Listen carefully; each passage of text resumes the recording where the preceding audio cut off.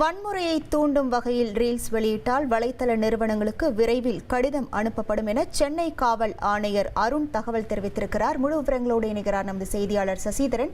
வணக்கம் சசிதரன், இந்த தகவல் தொடர்பான முழு விவரங்கள்.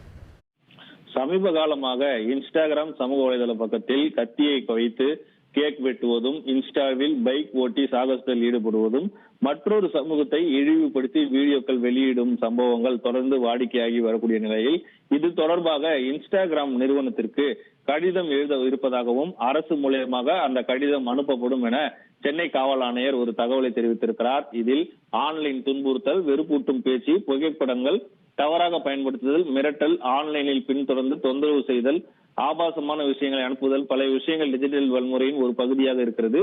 செயற்கை நுண்ணறிவு மூலம் இந்த ஆபத்தை இன்னும் அதிகரித்து வருகின்றன.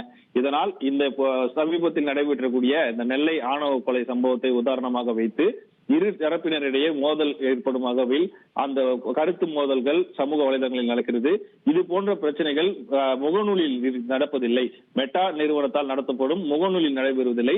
இன்ஸ்டாகிராம் பக்கத்தில் இதுக்கு ஒரு வரைமுறை இல்லாததால் இந்த போன்ற பிரச்சனை நடைபெற்று வருவதாகவும், இதனை தடுக்கும் பொருட்டு, அதாவது இந்த குற்ற தடுப்பு நோக்கத்தில் சமூக வலைதளத்திலிருந்து இது போன்ற விவரங்களுக்கு ஒரு வழிமுறை செய்ய வேண்டும், அந்த வரைமுறைக்குள் கொண்டு வர வேண்டும் என்கிற ஒரு தகவலை இன்ஸ்டாகிராம் நிறுவனத்திற்கு அனுப்பியிருப்பதாகவும், அது அரசு அதிகாரிகளுடன் பேசி அரசு மூலமாக இன்ஸ்டாகிராம் நிறுவனத்திற்கு அனுப்ப இருப்பதாக சென்னை பெருநகர் காவல் ஆணையர் அருண் அவர்கள் தகவல் தெரிவித்திருக்கிறார்.